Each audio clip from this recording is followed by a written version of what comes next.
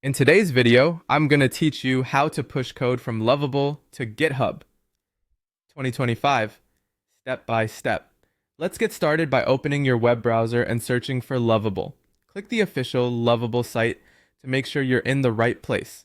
On the home page, look for the Login button and select it. When the sign-in options appear, choose Continue with Email. Type in your email address carefully, then select Continue. Next, enter your password and click Log In to access your account. Once you're in, you'll land on your dashboard. Find the project you created earlier and click it to open its project page. Here, look for the GitHub icon. It's typically shown near integration or deployment options. Click the icon, then choose Connect GitHub. If a new window opens, that's normal. Lovable is asking GitHub for permission to link your accounts. Make sure you're signed into the correct GitHub account in that window, and review the permissions, so Lovable can create or transfer a repository on your behalf. When prompted, choose the GitHub organization where you want the code to live.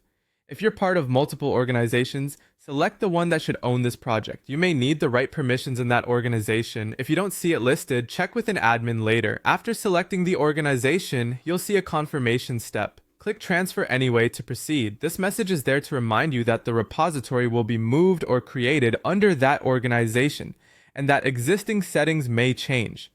Confirming here tells Lovable to finalize the handoff to GitHub. Once the transfer completes, you'll see an option to view the repository. Click the View button below to open your project directly in GitHub. On the GitHub page, head to the Code tab if it isn't already selected. This is where you'll find the repository's files and the options to access the code. Finally, open the Code menu and click Download Zip.